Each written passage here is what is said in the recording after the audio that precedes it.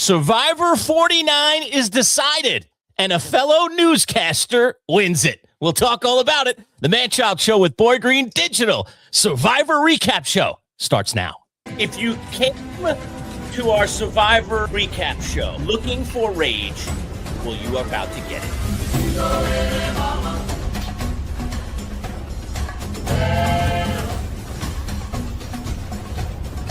Will woke up with a crab right in his chest. It was so funny. We caught it and ate it. I don't give a flying hoot, Savannah, if you have your hands on this ring. I'm going to beat you with this ring. All right, let's break it down, Boy Green. A lot to get into the game. Oh, here we go. Here we go. How are we?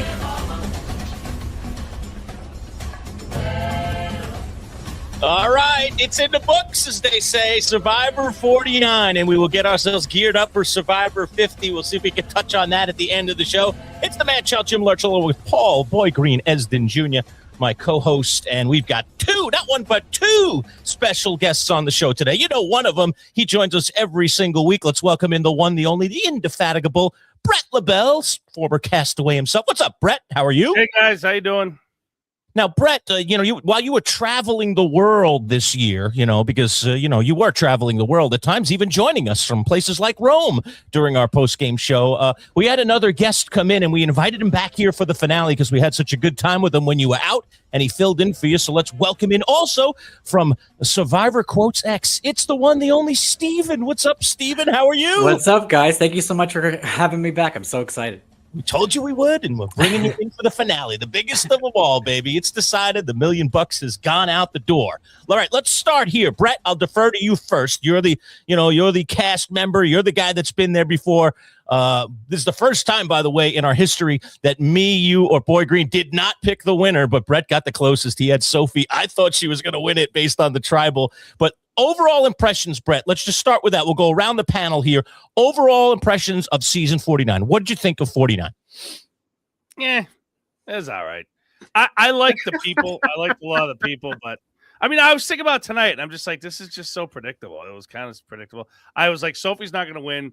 It's going to be the woman who was on TV and had, has a successful career. They're going to give her $1 million, and they certainly did. I was, I don't know.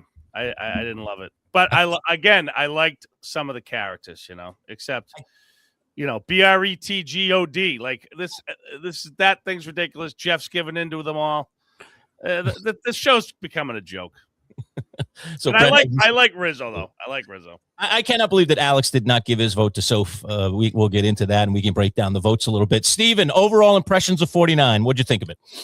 I was skeptic going into it after 48 that it was going to be somewhat similar, and it was in the beginning. And what I think kind of spoiled it for me was that the two that are on next season were known to a lot of fans. So the predictability was there, and that kind of took away a little bit of the buzz. That being said, if I didn't know that Savannah and Rizzo were coming back, I think I would have been more hyped by each episode, each move. I would have hit a little harder, but overall, I enjoyed it. I will say this, and I responded to Survivor Quotes X over here on Twitter with the same take when he congratulated Savannah on social media. When we were introduced to Savannah, I hated her guts. Now, I will say the same thing that Steven mentioned to us on a previous broadcast with us. I had no idea, and Lurch says he had no idea, so I'm taking us all at our word. Me and Lurch anyway, I had no idea that Riz God and Savannah were going to be back for 50. So I had not heard that until I just saw the trailer where they both show up on screen. And then I learned that the first time. So my Savannah takes are just straight up. I had no extra bias or anything. I hated her guts when she came out. I'm like, wow, she's super annoying. And then she just sort of got me throughout the season. And then I bought in. I hated her. And then I didn't hate her as much. And I liked her. Then I was rooting for her. And I will say my ultimate takeaway, as sort of Lurch said it here, is I'm proud of the winner that represents 49. I'm not on the jury, but I take a lot of pride in that. Who is the person that is the winner and represents the season? And someone, and we'll get into some of the statistics, that represented one of the greatest women we've seen in terms of challenges. Check that off the bucket list. The spiciness of Tribal Council, which we'll get into too. And so I'm proud of the winner and proud of the representation. And by the way, just from the record books here for everybody, this is the fourth time, I looked it up during the episode, the fourth time that we have an all-women finale, so girl power big time. Obviously, we had the 3 in this one. And those seasons are Micronesia, when it was Parvati and Amanda. We know Parvati obviously won that season. One World, which was season 24, where it was Kim, Sabrina, and Chelsea. Kim won that season. And then Survivor San Juan del Sur, which was season 29, where it was Natalie, Jacqueline, and Missy. And of course, Natalie won that season. So this is number 4, fourth time we've had total girl power here in the finale. Bret, do you think the 3 that made it to the final deserve to be in the final? Let's talk about that. Yeah, I mean, I do think Sophie did. She was behind the whole time. I mean, I mean, they don't really show it, but she did have to struggle a lot to get to where she was. She had to have. I think Sage played a good game. She hung in there, but she flip-flopped. She pulled a Hannah, you know, and it's funny because you really could tell that at the end that, you know, not a lot of people really cared for her. I shouldn't say cared for her, but they weren't gonna vote for her because she had crossed too many people. I thought Sophie had made enough. You know, look at I think what's her name from Oklahoma? See, I can't remember. Christina. Yeah. Yes. Christina made the night. I'd say she made the season when she asked Savannah the question of name one person on it. And I'm telling you, that would have resonated with me if I was sitting on that jury. I'd be like, wow, she didn't listen to anything I told her. You're out there. I knew Sunday's husband, Chris's wife, his kids' names. Like, you're talking to these people every day. You're having, especially if you have a good social game, you're taking notes. You're just being a human being and getting to know these people. Some of them come out and you actually meet them. She didn't get to have that because they've ruined the whole show. But I think that, to me, that should have been the nail in her coffin.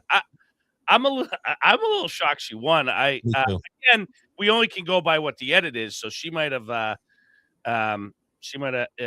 you know, really impressed some of these people out there. But I just thought it was bad, and the fact that Savannah and Rizzo are on the next season, I missed that. I was behind. I just literally probably about 10 minutes ago finished the show, so that bums me out because I don't look at. They're great. I like Rizzo.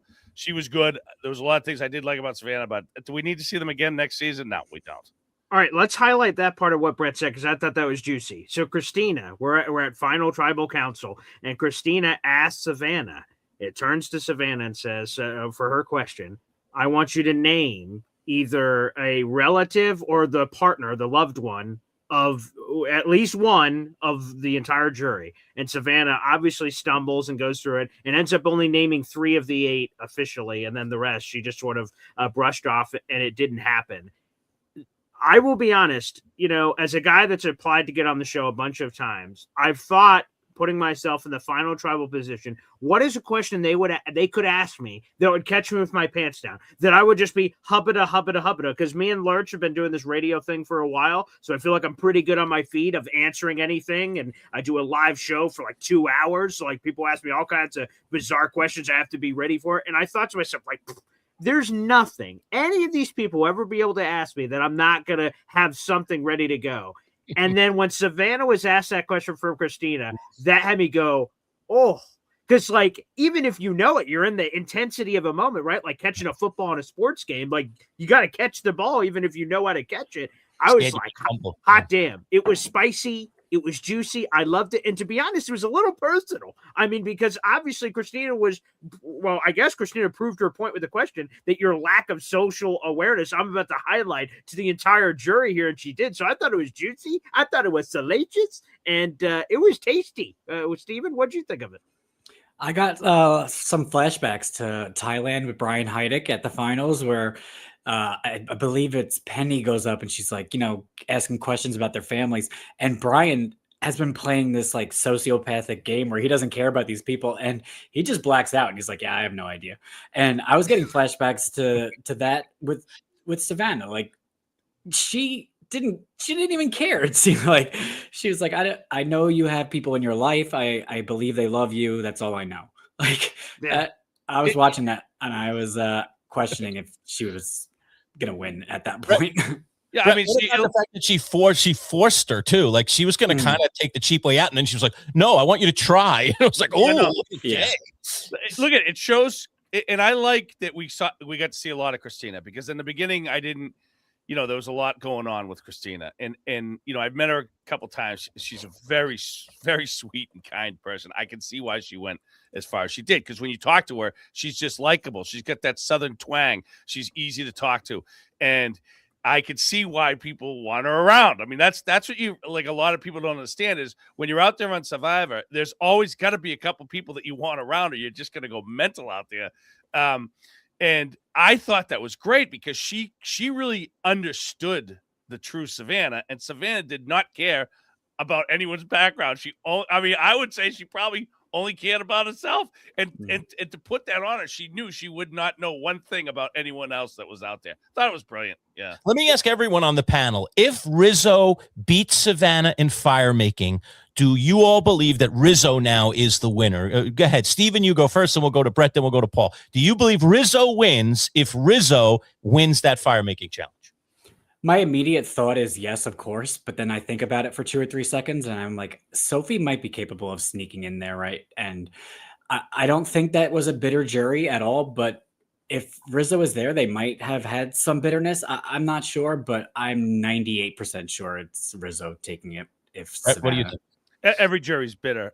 Listen, we're not talking about, they're back in Hollywood. They've had time to think about it. They've seen their psychiatrist. This is fresh. They're all there. Everyone's mad. And I think she does have a better chance against Rizzo. Sophie B. I think she's got a much better chance against Rizzo, only because I think he made people did not like him. Oh, I'm using my idol. Like, I'm Riz God. Hey, but put it out. Call me Riz God. Like, and again, I've met this guy. He's a wicked nice guy. He's wicked charismatic. I liked him. Like, you could literally have beers with him. He's got a great way about him. But I would never have given him $1 million if I was sitting on that jury, just because I'd be like, come on, dude. So yeah, I think the way he acted, I don't know if he wins. Now the edit the way they're steering you would think he won, because not only did he make it to pretty much Final Four, but he's on the next season, so they weren't going to give him a bad edit. I'll tell you, I was texting Paul during the show. This kind of drives me crazy. I wonder if it drives you in particular crazy. Steven, you can comment on this as well. How do you get to the end of the show and it's fire making and you're talking about I haven't made a fire?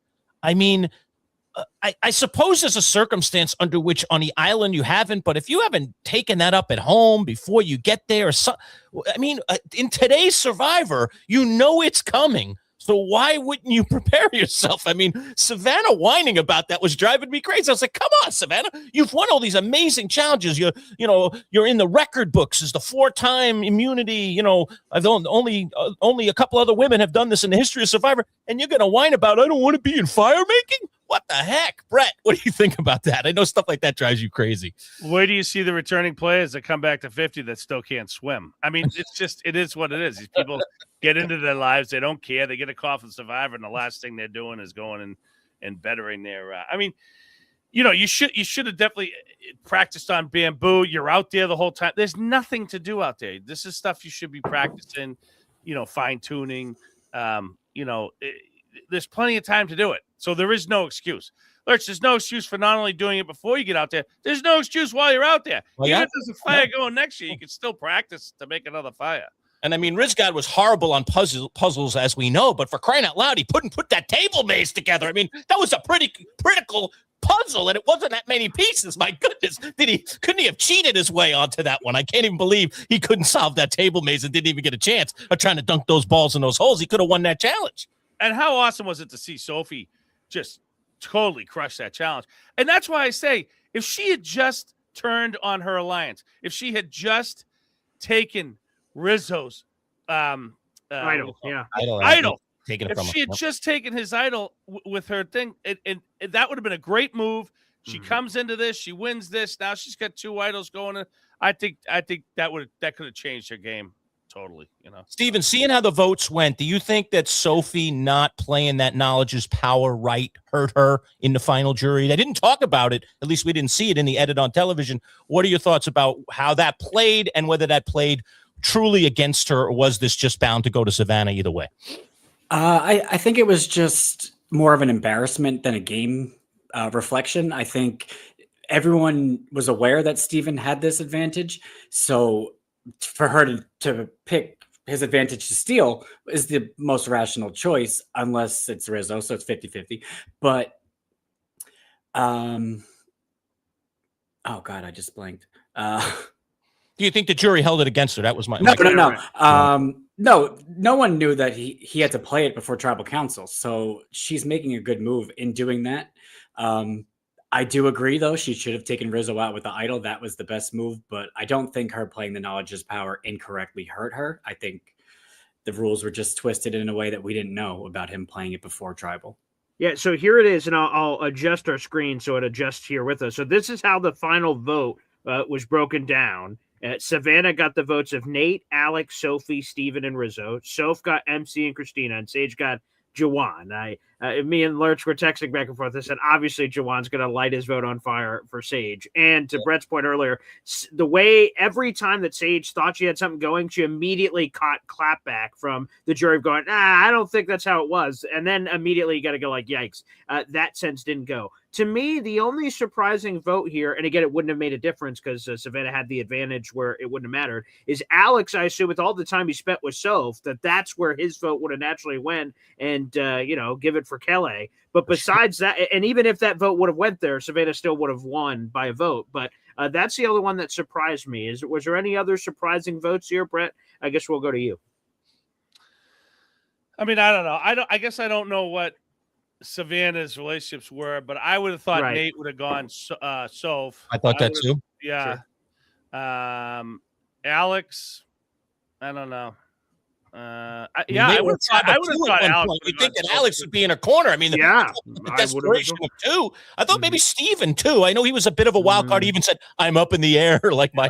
An idiot. I think Soph. And not to, but I think she needed that big move. I really do. And I think if she takes, moving on your guy, and she should have taken his title and voted him out. If she'd done that, All right, let me jump in to throw this out there. This is not my idea, so I can't take any credit for it whatsoever. But I saw Owen put it up, and I want to throw it to you guys, right? Okay. So I agree with you, Brett. Soph or Sophie, whichever you would have preferred, she needed the big move to push her over the top. Here was the move Owen asked in the middle of the show, Owen Knight. He says, Soph won in the final four, and she got to pick who sits next to her. But what if she took off the necklace and said, Savannah, it's me and you, let's go, and slits her throat, takes her out, and then goes into final? Does she win? Yes or no? Let's go around the board. Brett? I think, again, that's a big move, which would help, but I don't think she needs it if she takes Rizzo's idol. Everyone thought that's what she was going to do. Everyone thought that's what she was going to do. It's just like, take his idol and get rid of him. And she didn't do it. So that's one that should happen. Fair enough. Yeah. Steven? So if at final four, she goes in with Savannah, takes out Savannah. Correct. So she takes everything happens the same. She just takes off the immunity necklace, gives it to whoever the hell she wants, Sage. I don't care. And then she said, and basically decides where, hey, Savannah, me and you, let's go make fire. I'm going to take you out. Let's assume she takes her out. And then again, it's Soph after taking out Savannah, God, and Sage in the final three. Is that the move that pushed her over the top and win? Again, I can't take any credit for this. It's not from Owen. It's a good debate point for a panel here on the show later. Is that enough to win, Steven? I think it might be, actually. It gives her that big resume boost, and it may have pacified some jury members who were happy that she didn't take were upset that she didn't take Rizzo's idol the round previous, or two ago. So that could have saved her a little bit. I'm not entirely sure. But it would have been interesting, though, had she lost and Savannah, Rizzo, and Sage are the final three. Yeah. I think Savannah then clears it right there because that's another big move on Savannah's behalf. But that's a whole other what-if tangent. Sure, right. I mean, if Soph wins the fire, it knocks out Savannah. I mean, I think if she gets Savannah out, it's going to help her game anyway. I think she was better. Like we talked about earlier, she's better going up against Rizzo and Sage. Obviously, Sage. My God, she only got one vote. Yeah, and that was the pity vote. The thing that I don't know is, Brett, is exactly what you said, right? We've been speculating all season, and we didn't even get this question. Sometimes we get this from Jeff in the reunion show, and most of the time it's when the reunion show is back here in America that we get these kind of questions. But, hey, everybody, raise your hand. If Rizzo's in the final three, switch him out with Savannah, does he win the game? And everyone goes, this, yay, nay, or anywhere. Yeah. We don't know how Rizzo was truly perceived by the jury. We got a couple of edits of people rolling their eyes. Does that mean everyone hated his guts and he would have went there and it wasn't received the same way or not? That I have no idea. But I get the vibe it would not have. They did not like him. That's what I get the vibe. The only thing that gives me any they were annoyed with him. That could be. But like at the end where he gets voted out and he's like, Jeff, make my dream and use my nickname to vote me out. Riz got the tribe has spoken. And take it out. And the jury just had this funny reaction. I wonder if, that shed a different light on all the stuff. Maybe it's the same light. I don't know. But, what did everybody make of Sage revealing that she was in military intelligence? I mean, I was looking for a Spies R Us alliance here or something, as we've seen in the past. Give me your thoughts. I mean, does she come across as somebody who has a background in military intelligence? Very interesting little factoid. Yeah, I mean go ahead. Yeah, the only thing I would say is, if Bret would have made the finals, that's what he would have said. You know what, you bastards? I'm not a funeral director. I never would have said that. I would have held that to the end. Well, I thought that could have been good. So, no, I don't know what I would have said. We've seen some people do this over the years where they have this apparent mic drop that, hey, you just think I'm an ice cream scooper, but really I'm an FBI agent. And we've seen this a few times. I mean, Steven can speak to this as the resident history buff in our group of people that have attempted to do this. And sometimes it has a wow impact, like, holy crap, I thought this person was just an idiot and they're now a secret agent or whatever. So sometimes it has different effects. But obviously for Sage, it had a wow factor of some people going, oh, what an interesting fun fact. Anywho, back to the game. It didn't have the seismic impact she was looking for. And here's the thing that I say about all of this is that, when people say, oh, it was part of my game for you to perceive me to be an idiot. Like, that's what I would say if I was an idiot. Like, that's a perfect thing to say. It was all a master plan, man. I was thinking about that. The emotions were part of it. All this stuff you're criticizing me for, I did on purpose. Wow. Okay. Great credit for Paul. Like, I don't know if any of that is really true, but yeah. So apparently it didn't hit the way she thought it would. Yeah. Steven, how'd you think that played? You go first, and we'll go to Bret. No, I thought it made sense looking back as a viewer. You kind of see where she's getting that strategy from. But if I'm out there playing with her, I'm not seeing these confessionals, obviously. So I don't know if I would have even believed her. In the moment afterwards, if the show has ended and we're back in the country and she tells me that's really true, like, that's great. But at Final Tribal, she could have been lying. And I don't know if I would have bought it. No. What do you think, Bret? Yeah, I mean, actually, when she said that in the confessional that she was going to do it, I was like, "Oh, this is interesting. I'm interested to see that." And then I agree. I don't with Steven, the way she sold it, I was like, "Oh, this didn't come out well." And I would have probably thought she was lying too, because it did almost get that vibe with it. But had she have, again, she's kind of an odd duck, like, and she says it. She says it. She says that people, treat her differently and blah blah blah, but I feel like she has trouble interacting with people, and you can see that when she's addressing the jury, right? You can see that they're not entirely embracing her, so to speak. But I do think that she's got she said a lot of things out there that I thought were hilarious.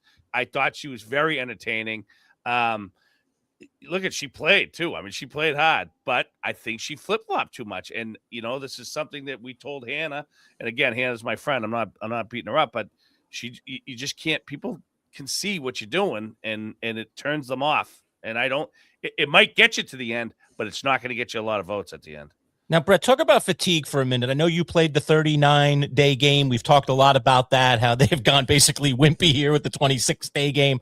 But what was fascinating to me is in that very first challenge for the advantage that nobody saw on the map. I saw it right away. It was X'd in the tree. It was up in the tree and they're all looking below the tree. I'm like, what is wrong with these people? Did they not see the map? Does fatigue become that kind of factor where you read a map like that and you don't even really see what you should be seeing? Because I saw it right away just as a viewer. Yeah. So, the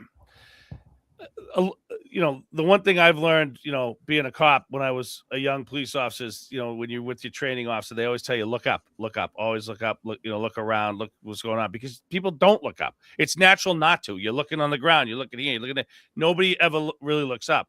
And good on Sophie. She found it, she really, this was her episode. I mean, sadly, it was the last one. She had a great episode, so. I'll tell you this, Lurch. As someone who constantly, I asked my fiance, where the hell is the salt? Jesus, where's the salt? And then she's like, it's right there. You don't see it? I'm like, no. Where is it? And then she comes in and says, it's right here. It's a shelf above my eye level. I'm like, I see. So, I guess I can't, clown on these people for not looking up when I don't even do that in my own house. So.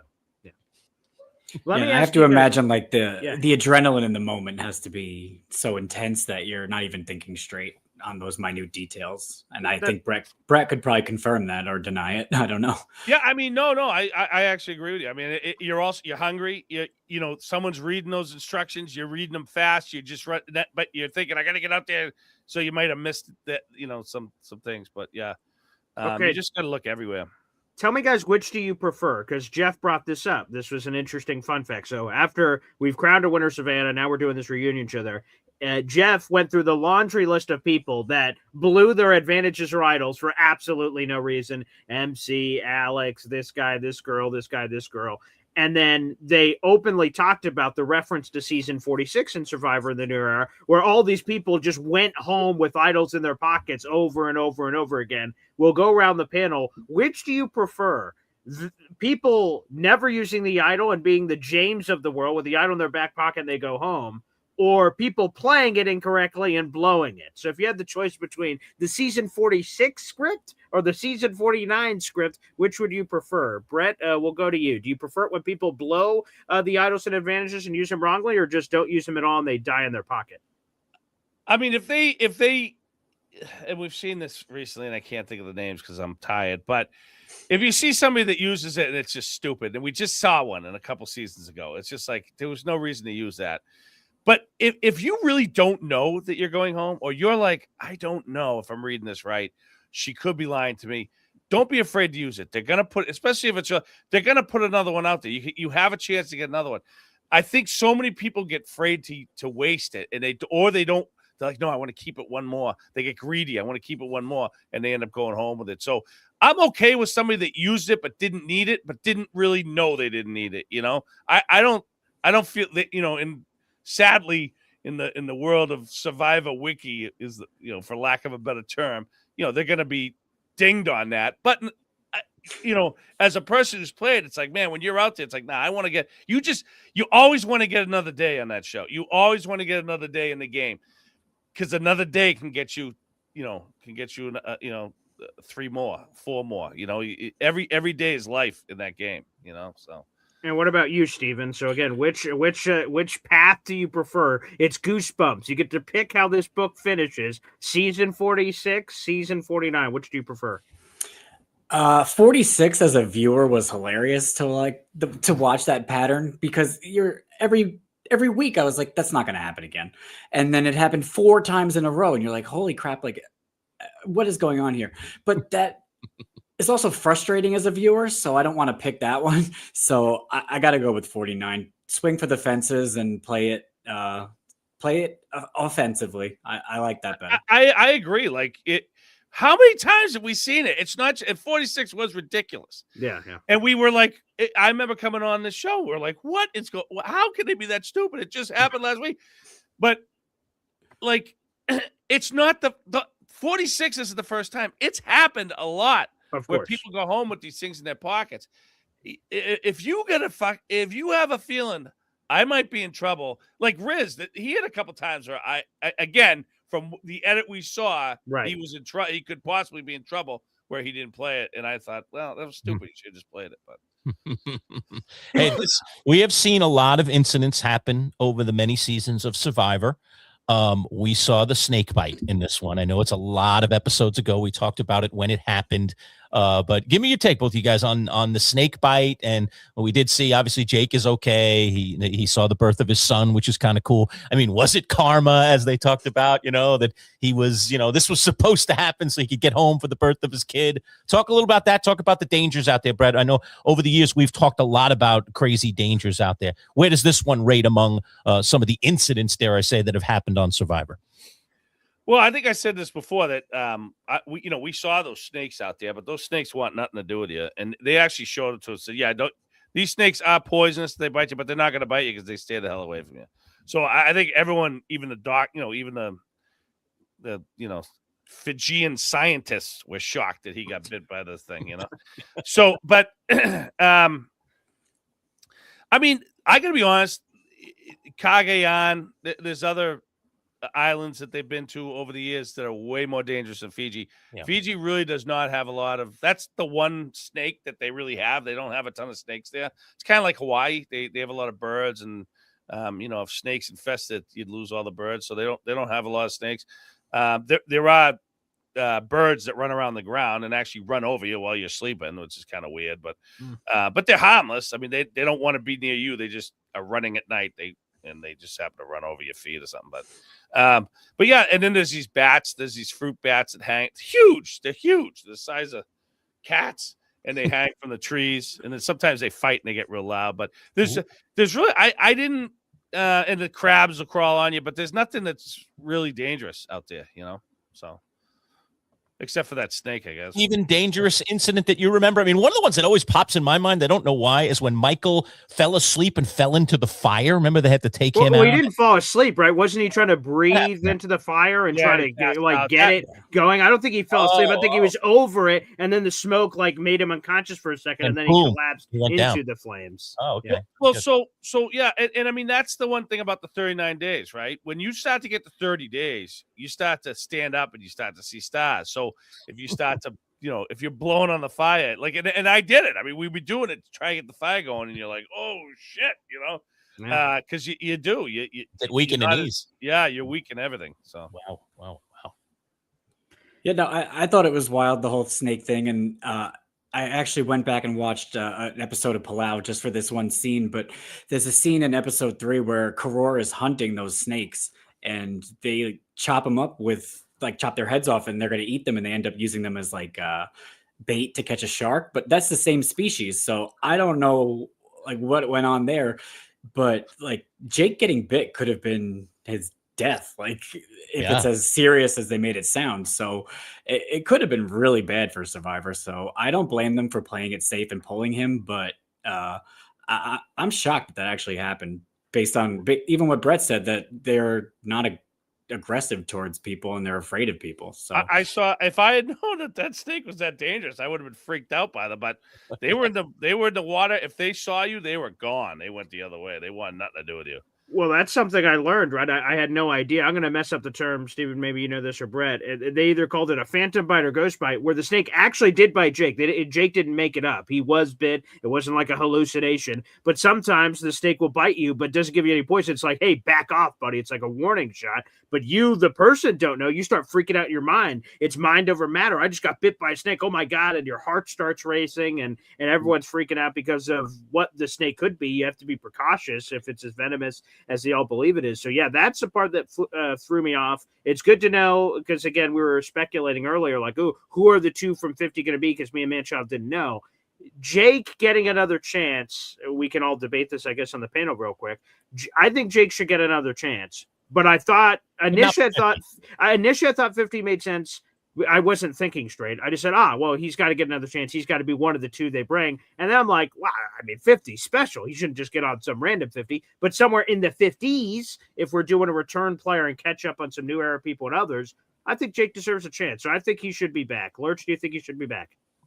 I think he should be back, but not 50 for sure. Right. I mean, it was when something freakish like that happens, That's and I not mean, fair. Right. I don't know that he would have got to the end anyway. There was a big target on his back, but I not 50, but I would love to see him again. And he was an interesting character, so I think so. What do you think, Steven? Yeah, he would be a good fit for like a second chance season if they did that again. Someone who went early. We saw Caleb come back in Game Changer, something of that caliber, but not 50. That I don't think that would have been appropriate. Brett? I think he could come back. I definitely like to see him back, but I think if we're gonna do like a what'd you say, a second chance or something, I'd say bring the snake back and see if he can actually bite someone and kill him. Oh wow, Jesus. Okay, well that's a ghost bite. No, I'm just kidding. yeah, that could. I would like to see let's see the thing. I mean, look at that. The snake was nice, right? He only gave him a ghost bite. That's true. That's yeah, true. And yet he got the ghost edit. But that's all right. So. What'd you guys think? So we saw season 50. We saw the trailer. And I'm going to be honest, I was super hyped. Very well edited. And they do a phenomenal job in general in producing Survivor and creating a really cool thing. I thought the edit was phenomenal. Go ahead. And plus a Dragon Slayer quote to kick us off. I mean, that's only naturally appropriate. He's looking pretty old these days, though. Dragon Slayer's looking pretty gray, man. I was like, which to me, I think that's the cool part of the story. I love Dragon Slayer, and I loved him in the originals, and all of his seasons were so close together. So it's just Dragon Slayer over and over and over again. Now, with such a massive gap of time between the last time we saw him on television to now, he's a father. He's just sort of evolved as a person. So what Dragon Slayer are we going to get? The one that we know of myth and lore? Or is it some like father-dad version where we're going to get an upgraded? Because if we're the same person we were 10 or 15 years ago, then we're not doing right as people. We should be evolving. We should be different. So, I'm hyped up for 50. Brett, as the former castaway of our group, are you hyped? Did that trailer sort of get your juices flowing? No, but I will say I'm very excited for Coach is the best. And I'm very excited for the Dragon Slayer. And I'll tell you right now, they should bring the snake back, because my money would be on the Dragon Slayer with that snake. He wouldn't be sitting back and letting them giving him a ghost bite. He would have chopped that thing up and made mincemeat out of it. No, I am very excited. I am very nervous for the returning older players, right? The new school, old school. I'm worried about the old school. They've cast so many new school people because they're worried that the old school would vote out the new school. I think the opposite's going to happen. I think they have way too many newer people, and I think they're just going to eat up the old school. But we'll see. Colby was looking old the last time he was on. I know. Look this time around. I think, listen, Coach surprises everyone every time he's out there, and he's always entertaining. So I'm looking forward to seeing him out there again. All right, Steven, what do you think? Go ahead.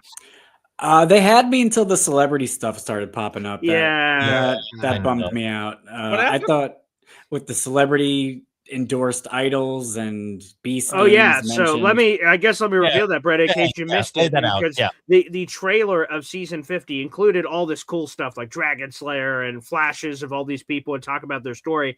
And then there was, I'm going to mess up, who's the country singer, Steven? Who was it?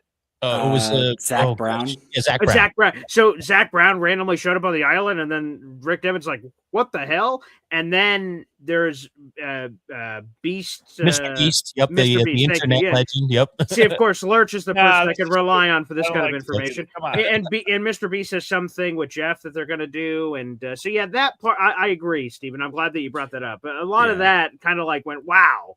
We don't need any of this. Season 50 is season 50. We don't need to do the goofy stuff. But go ahead. So we got some celebrity appearances, Brett. Does that excite you? It doesn't look like it excites you. Well, then I think they need to bring Henry Winkler out, because then we've totally jumped the shark.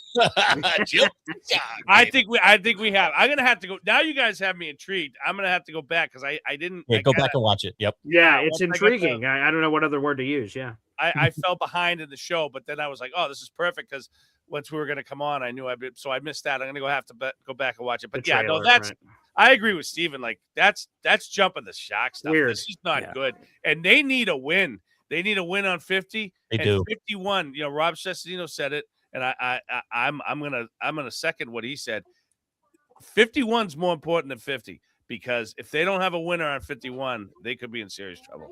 Because 50, we're all going to be clanging our wine glasses and everything else together, going, man, the good old days. Look at Dragon Slayer out there. Ozzy looks completely different on the trail. I'm like, whoa, I have not seen Ozzy in a while. But just seeing all these guys, there's a nostalgic feeling, this warm feeling in our gut we're going to feel for all of our favorites, Devins and all these other guys out there. 51, which I would assume is not going to be players of the old era, probably. Like, you just need to nail that, because that's going to set the tone for everything else. Because we had Winners at War, which was awesome for 40, and then 41 set us up for what is the new era. 51's got to be elite. I absolutely agree with Rob Cesarino, Bret, and everybody. 51 is such a critical. You can't have famous people coming out of the woods either. That's weird. That's very gimmicky. It's very like we're on it. Like the thing that I love, and sorry to throw these two shows together. Like, I was a diehard Survivor fan from the beginning. And a show that my fiance got me into is Big Brother. And I'm like, oh, okay, why not another show? And Big Brother is goofy as all hell. They got all this goofy stuff, but you embrace the goofiness. It's part of the show. And once you do that, you can enjoy the show.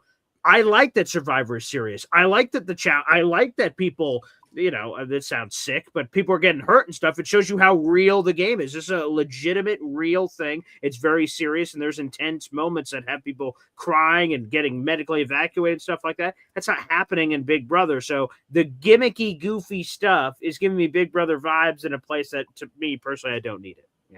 Yeah, that's definitely coming from corporate, I would say. This is somebody's idea at CBS who's probably just gotten a job not too long ago, and I think it's going to be it's not going to be good, Yeah, I'm nervous about it. I think some new fans are going to think it's interesting, but a lot of us old school people are going to be turned off. Yeah, so. Which they've been doing a lot. They haven't been catering to their old time fans really much anymore. Yeah, just in general, I ask both of you guys here, Paul, if you want to jump in and comment on it too. Do you think that Survivor, this is a show now that's lasted, 50 seasons. How many more you think are in the tank? How much longer will it survive? How much longer can they hold an audience and keep an audience that they can monetize? We've seen a lot of different downgrades. Once again, back at the old what do they call it again? Not the Ponderosa, the Sanctuary, where good things happen. If I have to hear it one more time, you've been talking about it all season. We're just not getting exotic with our rewards anymore. We just go to this little sanctuary that isn't even much of a sanctuary, in my opinion. This looks like a little structure on the beach, and flies are flying around and drop it in your food. It doesn't seem all that luxurious to me. But give me your thoughts, Bret, on what, how shaky a ground is Survivor these days, and like you said, the importance of not only hitting on 50, but hitting on 51 if this thing's going to stick around, say, for another 10 seasons or whatever it might be. Well, with streaming and everything, if they may, I think they're in a lot of trouble, because if somebody's a real Survivor fan, they can go watch Australian Survivor and get what they're looking for. And I'll tell you, if they make it, and I'm sure someone will figure it out, how to easily stream Australian Survivor, I think they'd be toast, because I think a lot of the people that really love Survivor, if you go watch that, it's really good. It's Australian Survivor is really good. Steven, have you dabbled in that at all? I know nothing about it. Yeah, I love Australian Survivor. It's incredible. There are some. It's interesting because like when Australia is good, it's amazing, but when it's bad, it's really bad. So there are some seasons. Agree, but I like that you get. I'm sorry, I didn't mean to interrupt you, Steven, but I do agree with you. But I do love that you always get more camp life. Like that's what I think we're missing from. America. And those challenges are brutal too. Yeah, they just beat the hell out of each other, and it's tough. I love Australian Survivor, but I also think they set a dangerous precedent with Australia versus the world being 14 days. I think some returning players in the future might use that as a bargaining chip if they think 26 days is too long. But I hope U.S. Survivor doesn't go down past 26 days. That would be a real letdown. So to answer Lurch's question, though, so again, we season 50 obviously is in the books. We're going to see it in the spring. 51, 52 is going to be recorded and back-to-back coming up here in a bunch of months. How much longer do you think American Survivor lasts? Is there a number that you'd put on it? You're like, it's not going to get past this. Bret? I think I could answer that question once I see 51. Interesting. Okay. I'll tell you what, though. You guys got me very nervous with what you just told me about Dak Brown coming out of the woods. Well, I tried to forget that even happened until Steven told me. I'm like, oh yeah, that was. I didn't even know that was coming up. He's bringing a case with him too. Look out, Mr. Beast and his case. Well, because apparently Jeff Probst and Mr. Beast are doing some other show together. That's nothing. It's like a different thing. I don't know much about it, but I just randomly a trailer got shoved in my face, and then this. I'm like, oh no, is this a shameless plug for that? But go ahead, Steven. Yeah, I think there was one player who even said something about Jimmy Fallon and an idol. And I'm like, this is like Hunger Games where like the sponsor is now like, come on, give me a break. That I've been watching since May of 2000. I've never missed an episode live. If I see this and I don't like it, I'm going to be scrolling on my phone and not even paying attention. Like I'm going to check out for those celebrity scenes. I've been watching. It's almost the same, you know. So that would have been season 2, right? Season 1, episode 1. Yeah.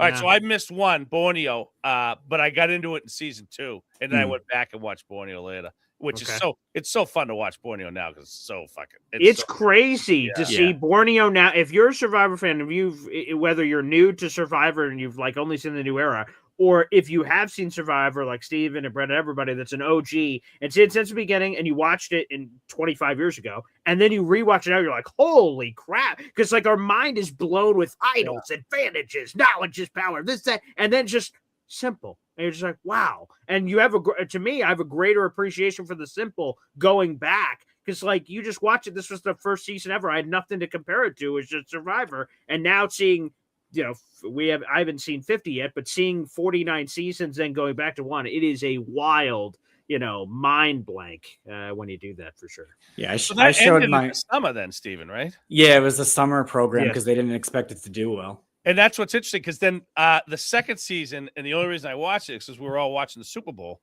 and it came on after, and my family wanted to watch it, and I was like, I don't want to watch this, and then I watched it. I was like, I was immediately hooked. The first episode, hooked. I was like, I can win this show. I want to get on this show.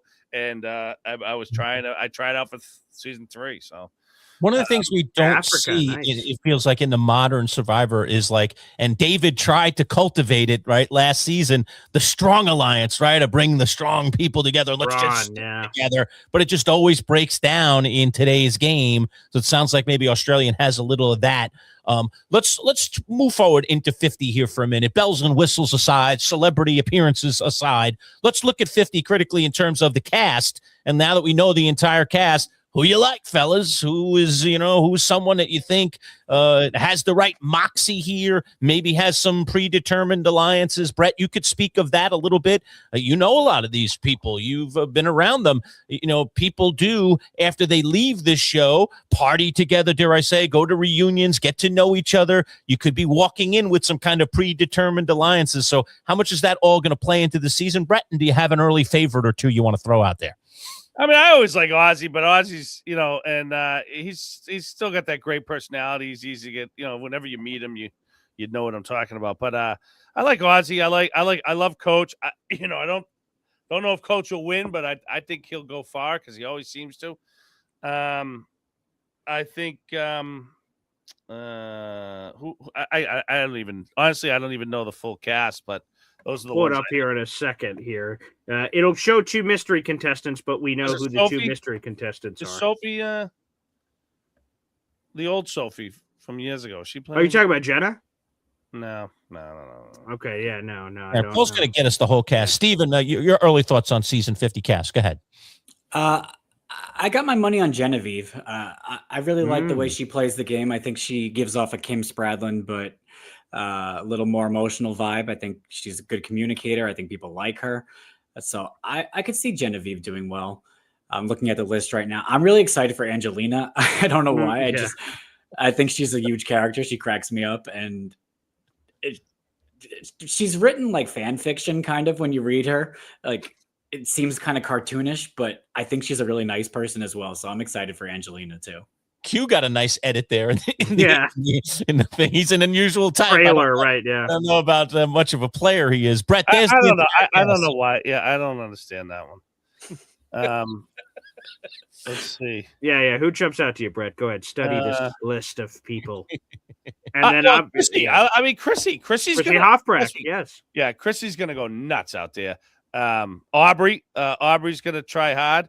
I think Mike White is done. I mean, if they let Mike White get to the end, they're out of their minds. He's got the most successful show on Showtime. Great He's show. making an. Well, I wonder, do you think anyone's going to suck up to him trying to get a Oh, cameo appearance? 100%. Yeah. I would suck up to him. Yes. He's gonna stay in it for that reason. But then, I mean, if they're smart, they get rid of him before the merge. But they're gonna keep him in so that they can hang out with him and try to get on the show. Yeah, it's so bad that they put him on. It's just shows you how it makes sense now. He's probably gonna be. He's probably, I don't even know if any of these people are actually sleeping out there. Now I'm starting to wonder with Zach Brown and all them out there. Come on. I just can't wait for the clash, right? Colby versus Joe, Kyle and Jenna. Like, I mean, these are just different universes that we're now having this like crazy Avengers thing where people are coming through portal holes, and now we're just seeing these crazy people together that would only be together in what Steve was talking about with this like crazy Survivor fan fiction of this person's here, this person's here, this person's here, and now we're going to have it for real. So I think that obviously I'm a nostalgic guy, so Coach is my guy. And here's the problem, right? We're going to do a fantasy draft. We're probably probably got to loop Steven into the mix now in our fantasy draft here. Do this for season 50 with all these. I don't need any more competition, Boy Green, please. That's true, especially since Lurch can't, hit the broadside of a barn right now with any of his. Nobody won this time, thank God. Yeah, I guess that makes it better. So now we got to. How do we determine the order? Normally, the person who wins determines the order, but we don't have a winner, so that's another factoid. Yeah. Well, I almost won, so why don't I do it? Yeah, I guess that's true. Rick Devens, I'm rooting for too. I love Devens. Yeah. And Cerie's great if you ever meet her. You can see when you meet Cerie, you know why she's always in it, and she'll be in it to win it again too. I think Cerie's in a good spot too because she's played in multiple eras. Like she's played old school, she played in 34 with some of these people, and she just played Australia versus the world last year. Like she's still sharp, and she's got that charm. I met her, and she could have slapped me in the face, and I still would have given her a hug. Like she's amazing. So she doesn't have that in her though. She's so sweet, so nice. She's just easy to talk to. When you see people go far and they have a good social game, they're just easy to talk to and nice. And so, you get around a lot of these survivors and you can absolutely see why they went as far as they do. Well, there would be something poetic. If Cerie ends up, obviously none of us have any idea who's actually going to win this thing. But if Cerie completed her arc of being like one of the greatest Survivor players that just didn't win the whole thing, I mean, that's the missing piece of the resume for a lot of people to either put her on the Mount Rushmore, or if she is on your Mount Rushmore, to put her higher on your Mount Rushmore. But I think a lot of people don't have her on because like a prerequisite is winning at least once, I would assume. Yeah, I agree. If Cerie wins 50, she's in that top 4. I don't know who gets bumped out, Sandra, Parvati, Tony, Rob, but she's in there, I think. And by the way, I think it will be interesting to see Joe without Eva out there. And by the way, I just read something last week. We had that terrible tragedy at Brown University, and Eva, I think, is a student at Brown. I saw a piece or something on her. She's one of the lab scientists. She was in that same building, and she just left 10 minutes before. Yeah. So again, thoughts and prayers to that whole community and everything that's happened there. But yeah, it is intriguing to me because we saw Joe kind of in a particular role in that season, and now his role could change. Could he somehow, Bret, be kind of welcomed? I mean, he does have that kind of nice fatherly thing about him, or is it just a big fat target on his back? No, I think actually what helped him was the people from 49, because I think they're going to have the targets on that back. Kyle and Camilla. Totally wrong, though. It's a returning season. I don't know, but we'll see. And I'm sorry, guys. I missed that. So who was in Providence during that?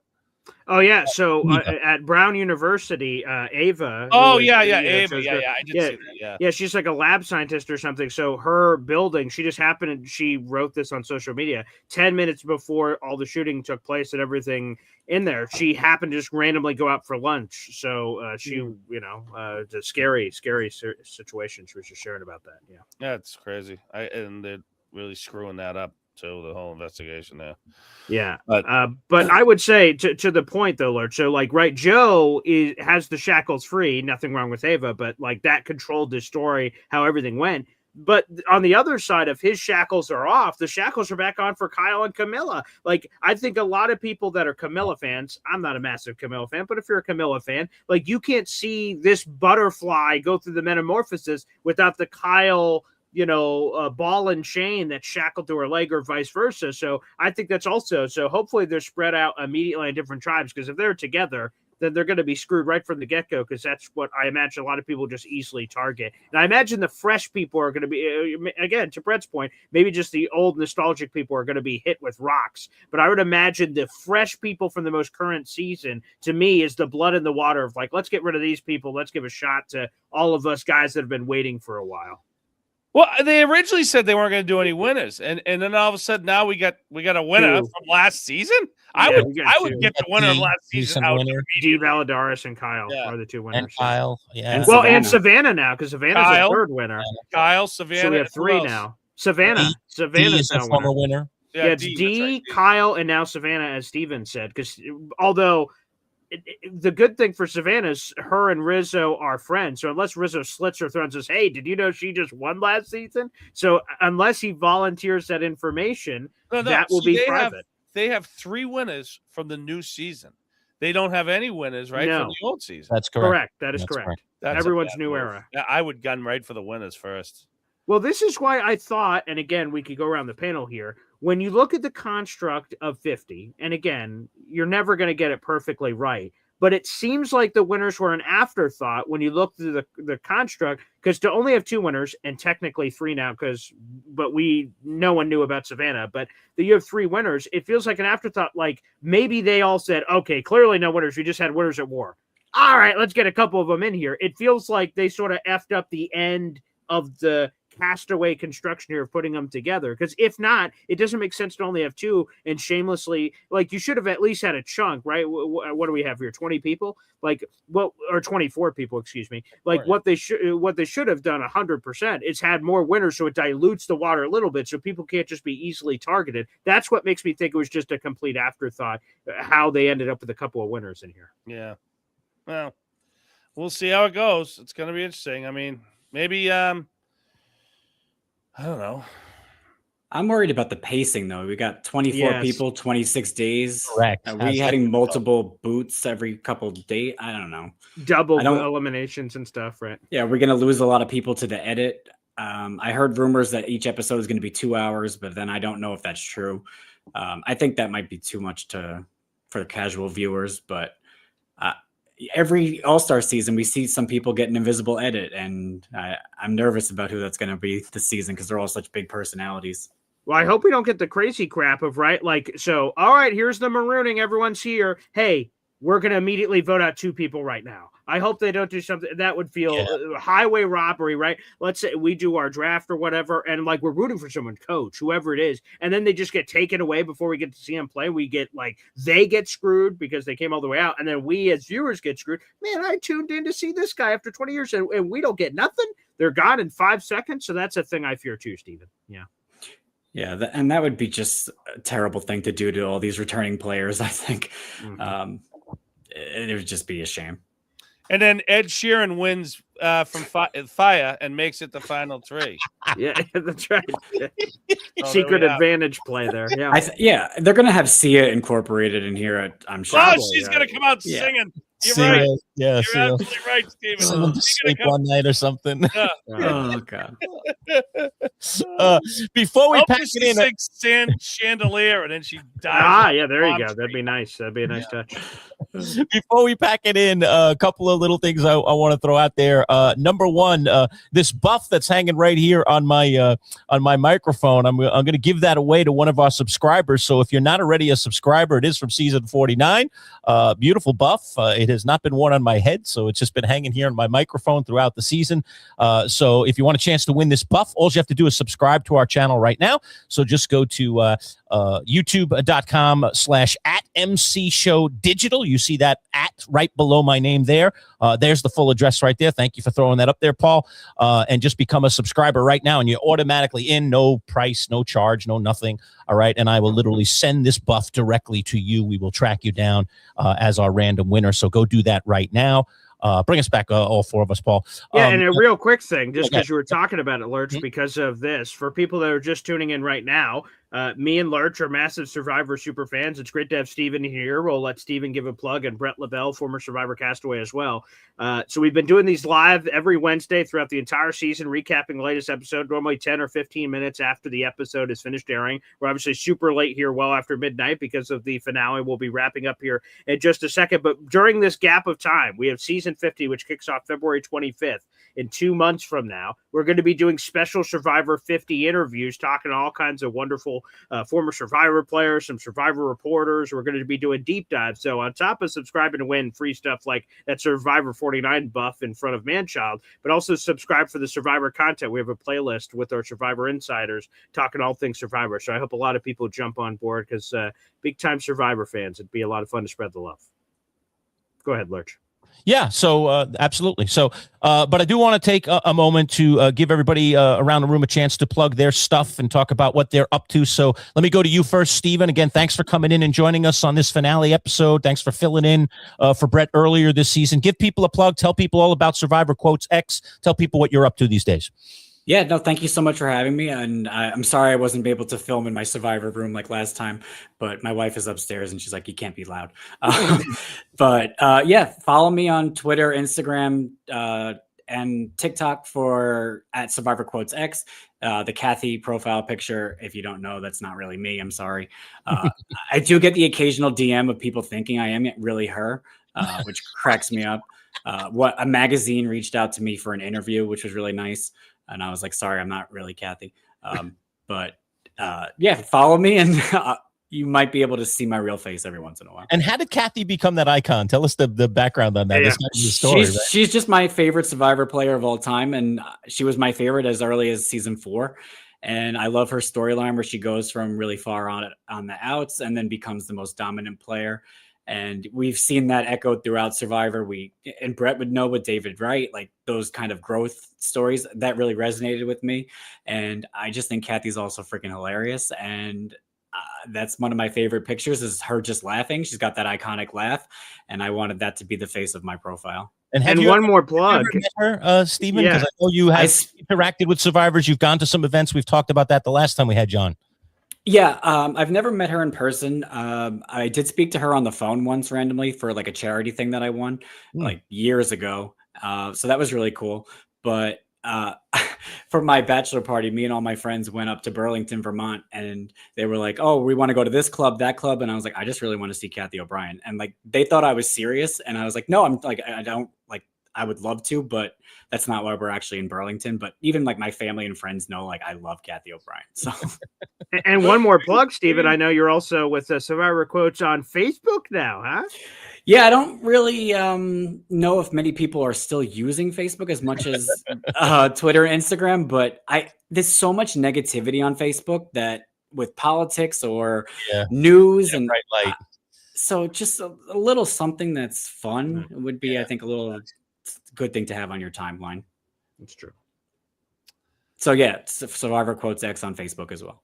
Go ahead, Bret, jump in there, man. Tell people what you're up to these days. I know you're looking to get on every reality TV show out there. You're also still working as a police officer as well. Yeah, you told us you wanted to get on Traitors. And you wanted to do the coup d'etat. You wanted to get on Big Brother so that you could do the whole loop. Go ahead, you tell. Well, yeah, but that doesn't mean I want to be on Big Brother because nobody's done all 3, which I'm sure they're going to give to well, never mind. But so Rachel.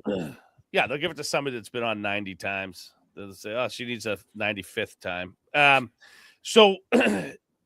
No, I'm at Bret LaBelle on Instagram and Twitter, 1T. So what was I going to say? I had something, not Lurch screwed me up with that. Yeah, Lurch. Definitely Traitors. I mean, Traitors is a fun show. Love that show. Yeah. I don't know if Survivor, I would ever want to be on Survivor again. It takes a lot out of you. It really does. And Steven, just so you know, like you're right, David Wright, what a great story arc. And isn't it shocking that a writer from Hollywood could have such a great story arc on Survivor? And that's right. It's a little too convenient. Yeah. It's so convenient. But let me tell you something. one of the best guys you'll ever meet in your entire life. I Nice. love that guy, and I'm glad that I was able to play with him. So that was fun. But yeah, no, I'm just you guys know me. I do stand up every Monday night at the Green Dragon in Boston, and I'm working and getting ready to retire in a couple of years, and that's about it. Lurch, Okay. when you come up to Boston, we'll take you out for a beer. Don't you worry about that, buddy. All right. My wife is in. She wants to go. She's never. I cannot believe my wife has never been to Boston. She grew up on the East Coast her whole life. She's from New York. We're both from Queens, New York. It's amazing that she's never been to Boston. I got to tell Brett that story that I told you guys last time about about my wife. My wife went to college at Northeastern. I was going to say, Steven, when you're running up to Burlington, Vermont, are you New Englander? Long Island. Okay, yeah.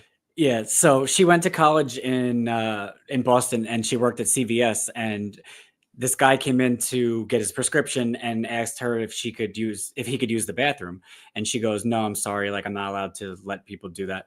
And so the guy leaves, and her coworker comes running over and goes, "You just told Tom Brady he can't use the bathroom." She had no idea who he was.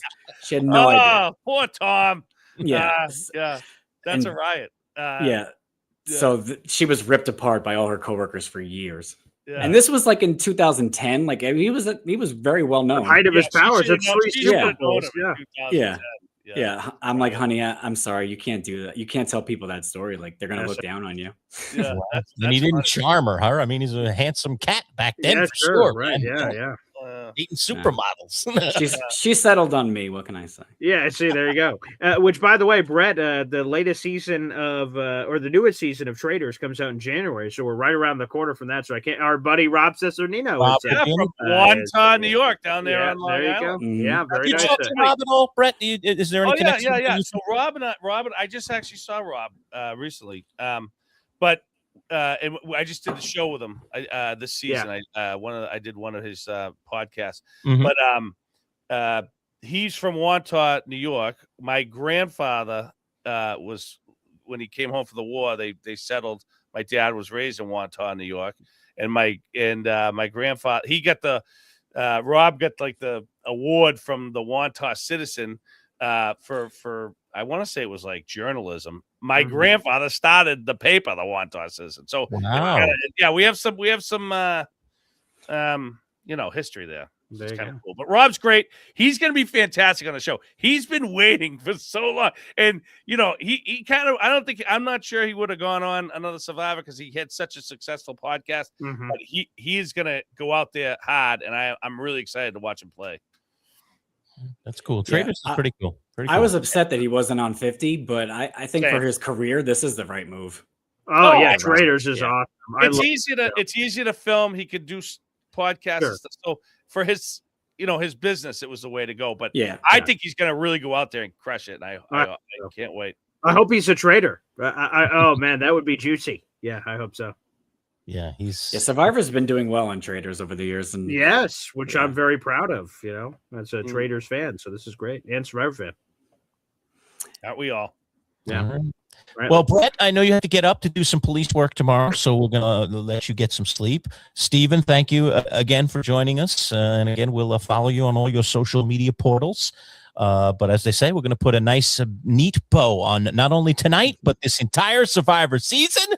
We'll see y'all back here for season number 50, the big 50. Will it live up?